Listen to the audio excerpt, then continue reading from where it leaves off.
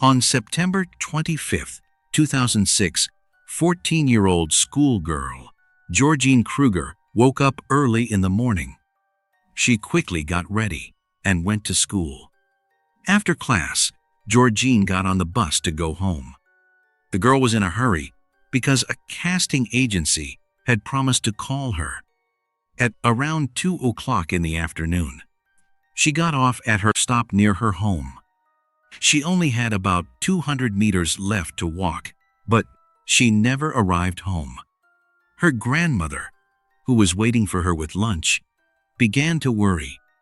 Georgine's sister, Michelle, was supposed to come home later because she had music lessons. When Michelle arrived, the grandmother asked about her sister. But Michelle knew nothing either. Georgine's mother, Vesna Krüger, immediately called the school when she learned that her daughter had disappeared and asked whether Georgine had been in class.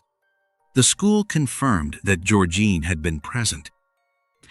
Vesna tried to contact the girl's friends, but they had no information either. Finally, Vesna went to the local police station to file a missing person report. At first, the police officers did not pay special attention to the case. They thought Georgine might have had an argument with a friend or gone on a date with a boy. However, when she did not return the next day either, they questioned the neighbors. Some said they had seen Georgine around that time when she got off the bus, which stopped about 200 meters from her front door. One of Georgine's friends said that they had spoken on the phone the day before she disappeared. According to investigators, the girl's phone remained switched on throughout the morning while she was at school. But at around 2 o'clock, when Georgine was already standing at the bus stop, she received a call. She did not answer it, and 2 seconds later, the phone switched off. That seemed extremely suspicious. The girl had been waiting impatiently for a call from the agency. Therefore, it was unusual that she would have switched off her phone herself, even if she had gone on a date. Investigators suspected that Georgine may have been abducted. The perpetrator had probably noticed the girl's phone, heard the incoming call, taken it from her, and immediately disposed of it. The police assumed that the perpetrator had approached Georgine on the approximately 200-meter walk from the bus stop to her home and had lured her either into his apartment or into his car. Investigators believed that the perpetrator may have watched the girl for several days and even spoken to her before deciding to attack her. So far, however, there were no clues or information about the suspect or Georgine's whereabouts. That same night, the search began. Trained dogs were used, and flyers with the girl's latest photos were distributed. They stated that Georgine was about 1 meter and 60 centimeters tall, slim, and had long, straight chestnut brown hair. She was wearing light jeans with bleach stains, a pink hoodie, a blue blouse with lettering, and brown boots. She was carrying a pink bag with a Chinese symbol. But all efforts seemed unsuccessful. The police found neither Georgine nor her clothing. After realizing that the situation was much more complicated than it had first seemed, the police officers concluded that their suspicion that the girl had been abducted was most likely correct. In October, a reward of €5,000 was offered for any information about Georgine's whereabouts. The case became known in the local media, and the police received dozens of calls about possible sightings in different districts of Berlin. But all of those leads turned out to be false. Recently released prisoners and people who had been released on bail were also checked, but none of them fit the theory of Georgine's abduction. After several months, the investigation was suspended due to a lack of evidence. There was not a single solid lead. 3 years after her disappearance, investigators resumed the search with the help of dogs. They searched the outskirts and forests around Moabit, but again found nothing. The police also checked more than 300 tips and searched the basements of Asian businesses in the area. All of it was without success. In the following years, Georgine's disappearance became one of the most famous cases in Germany. The Berlin police remained in close contact with the girl's family and provided psychological support.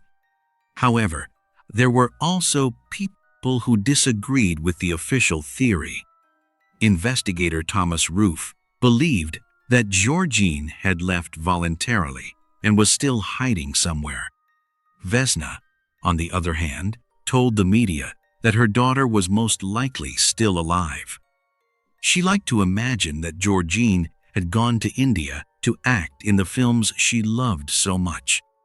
Before we talk about the further investigation, however, it is important to understand who this girl was, the girl whose disappearance shook Berlin. Georgine was born on April 12, 1992, in Munich. She was the middle child in the family. Tommy was several years older, and Michelle was 2 years younger. Gina, as her relatives called her, had a relatively normal childhood. Everyone described her as a cheerful, lively, and energetic girl. But when she turned 12, everything changed. Georgine's parents divorced.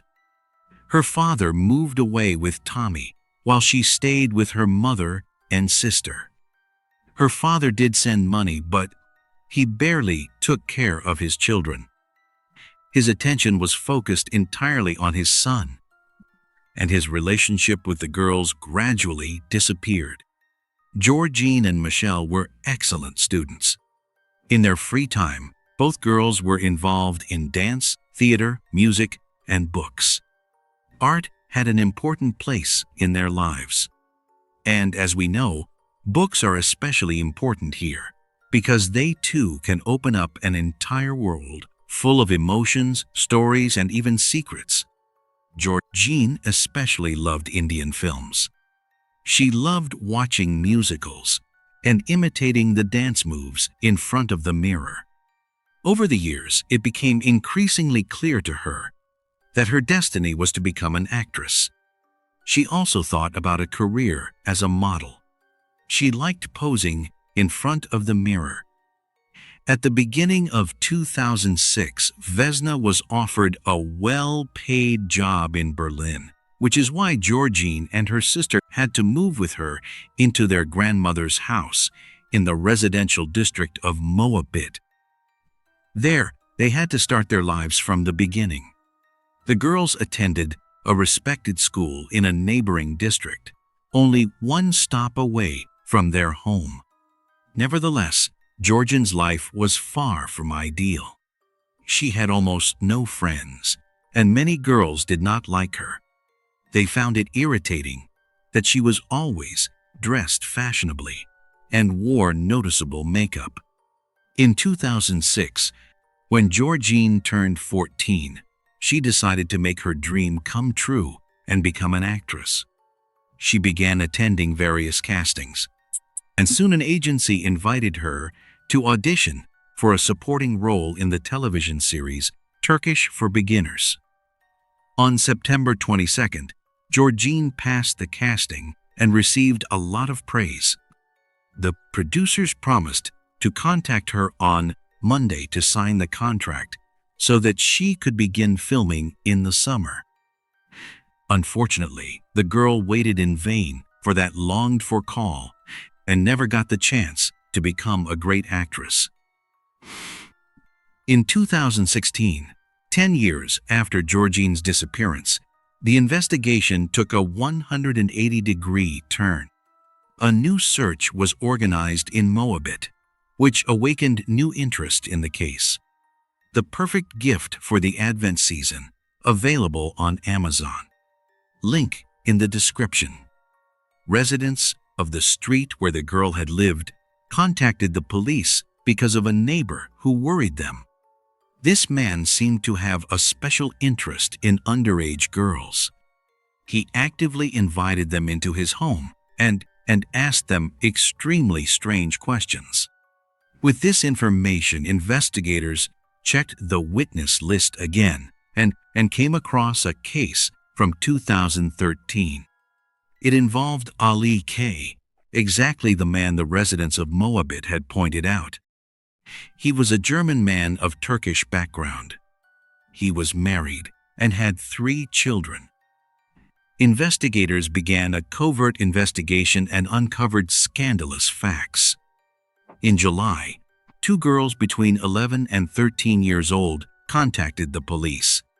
They said that Ali K. had followed them and harassed them with indecent and suggestive comments.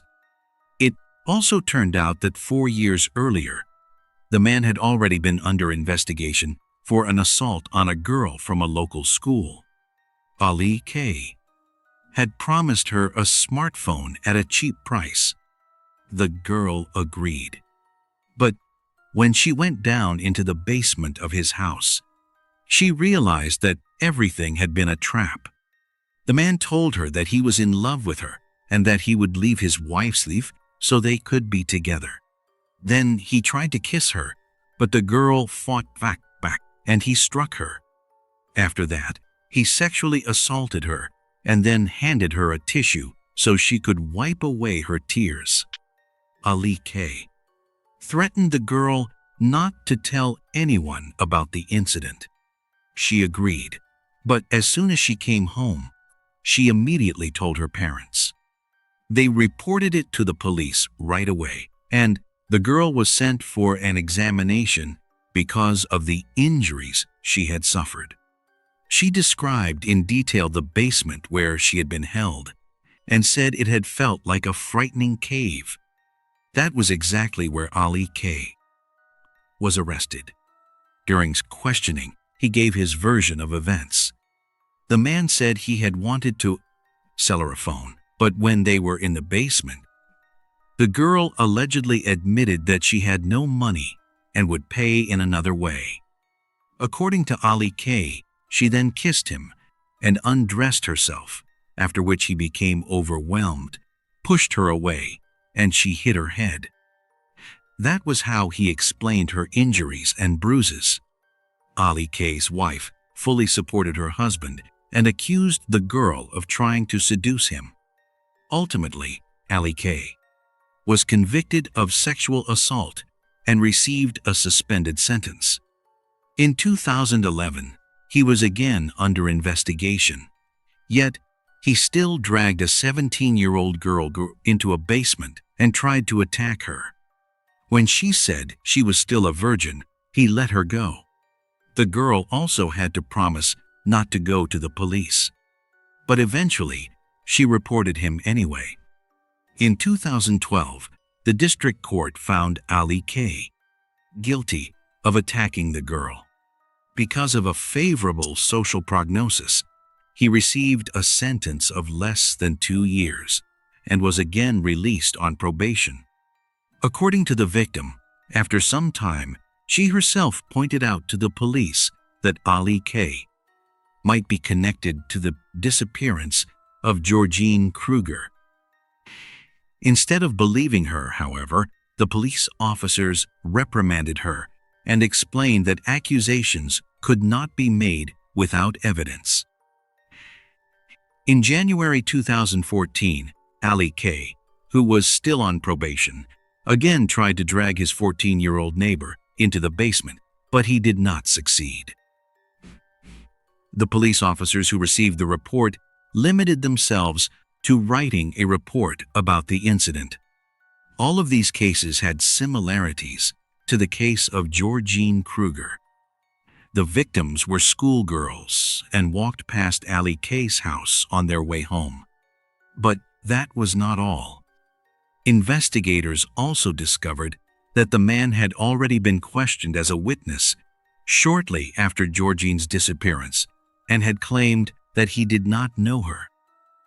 That seemed even more suspicious because they literally lived on the same street. In the spring of 2017, the prosecutor's office finally confirmed the suspicion against Ali K. The review of his phone and surveillance of his conversations left little doubt.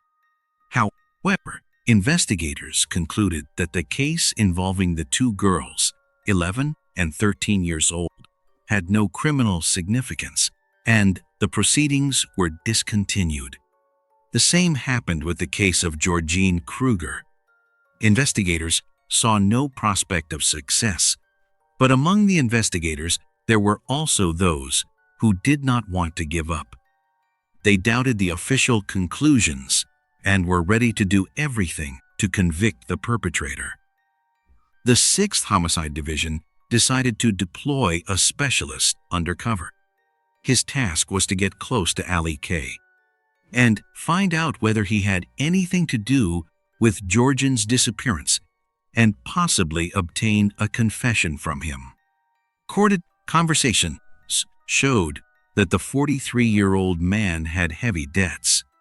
He had lost 10,000 euros playing poker. Ali K.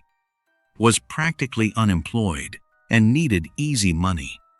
It also became known that he wore fashionable clothes to look younger and helped teenagers buy alcohol and cigarettes in order to gain their trust.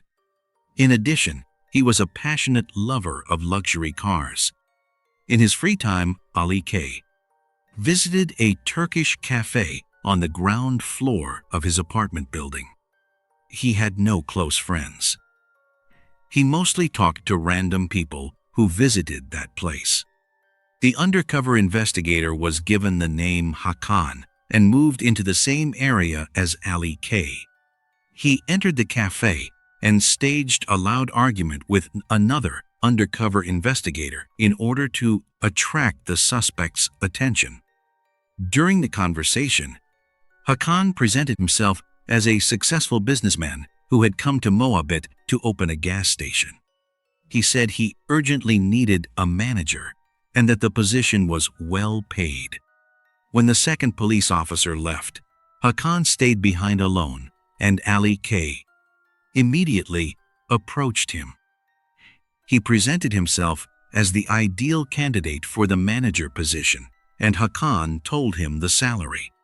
Ali K.'s eyes lit up. Finally, he could pay off his debts.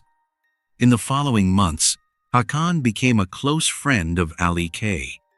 In November 2017, they exchanged phone numbers, and Hakan began driving him around in sports cars and taking him to nightclubs. But the investigation did not move forward. The suspect showed only his best side in order to get the job at the supposedly existing gas station. Then, investigators decided to involve more relatives. Susan appeared, another undercover investigator who was introduced as Hakan's wife. Soon they spent a lot of time with Ali K. and his wife, Melek K. After several meetings, the four became something like a circle of friends. But Susan also failed to obtain any information. Ali K.'s wife saw him as a saint.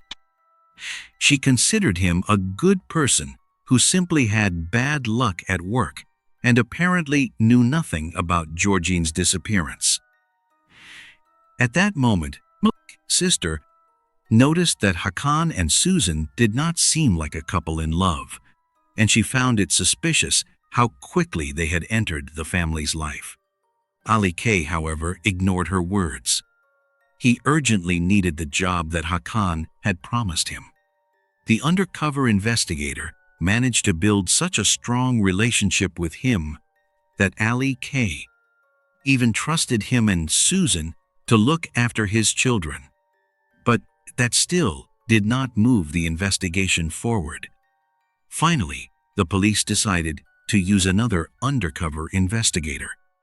This was Kara, Hakan's cousin, who was supposed to bring Ali K's darker side to light. The man introduced himself to the suspect, said he had a criminal past, and invited Ali K to have a drink at a brothel. There, he said that he had earned a large amount of money through illegal business and now had to decide how to spend it.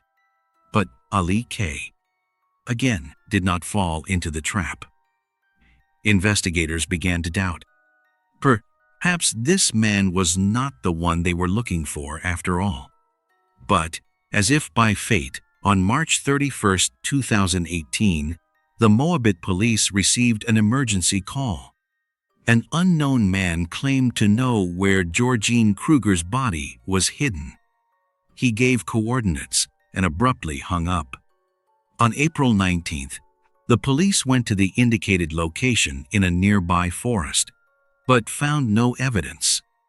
Then investigators had a new idea. They wanted to distribute flyers with a QR code so that residents of Moabit could hear the voice of the alleged caller and call in if they recognized him. It only remained to be seen how Ali K would react to the reopening of the case.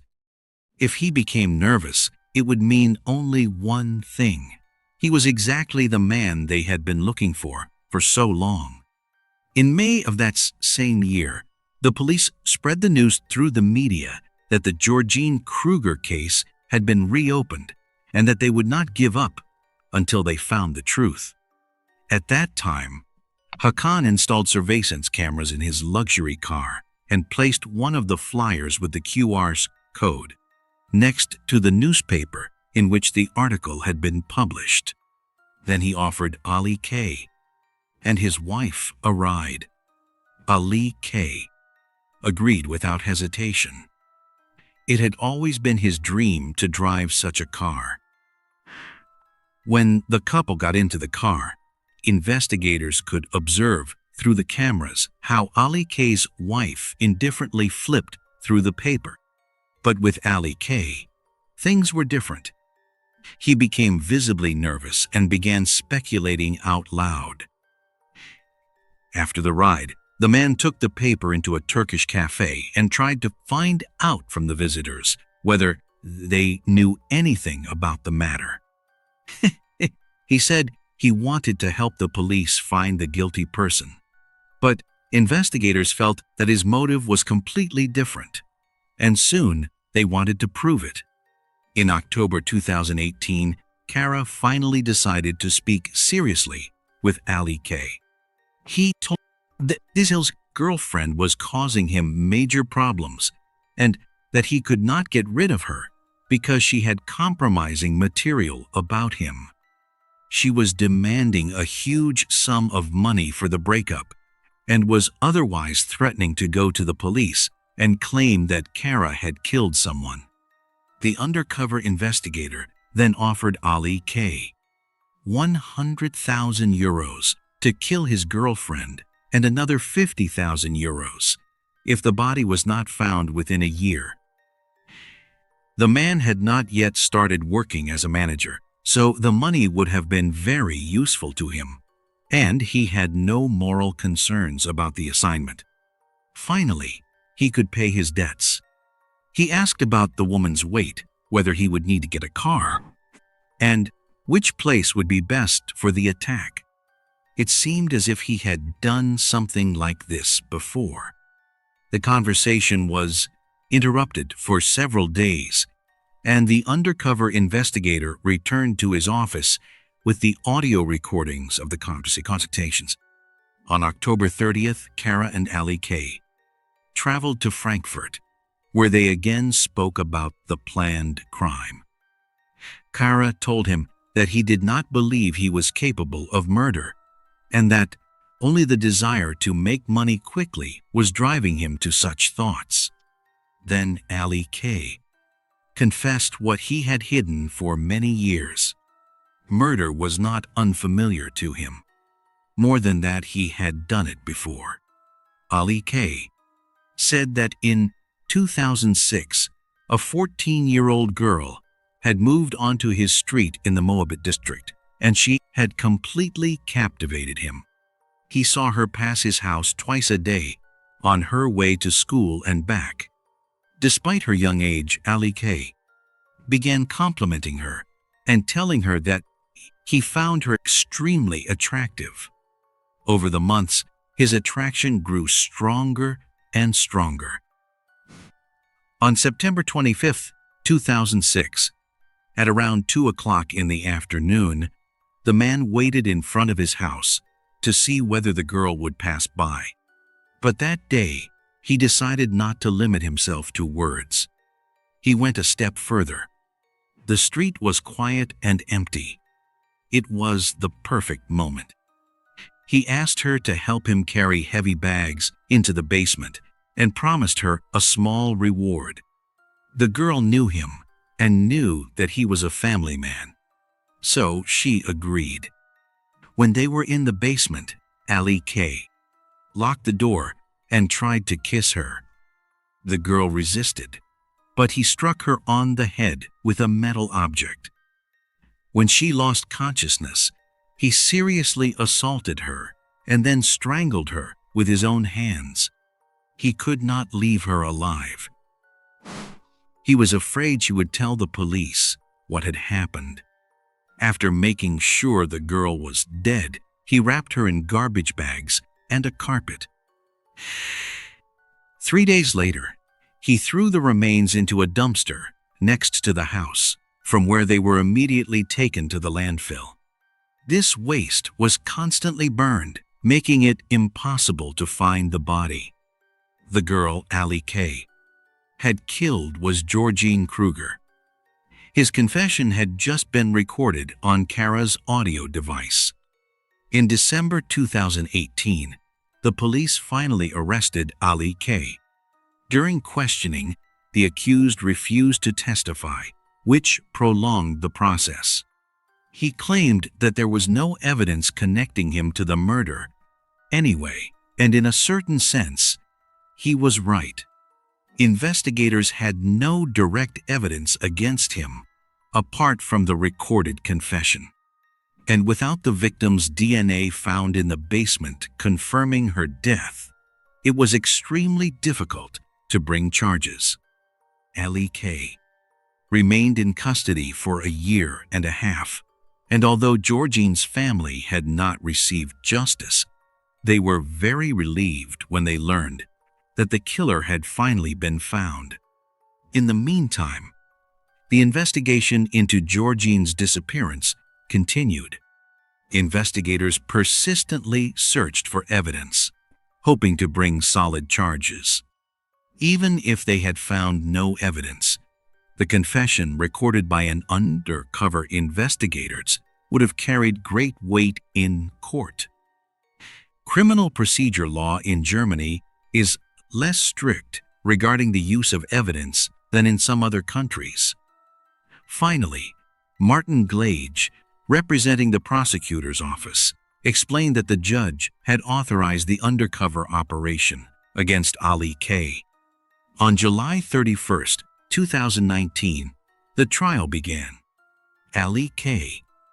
was charged with the murder and severe sexual assault of Georgine Krüger. The accused defended himself by saying that he had invented the crime in order to gain Kara's trust. In reality, he claimed he had intended to hand him over to the police and save his girlfriend. He had never seriously thought about helping him kill her. However, the confession to Georgine's murder contained far too many specific details to be merely invented. On March 17, 2020, Ali K. was found guilty of the murder of Georgine Krüger and sentenced to life imprisonment.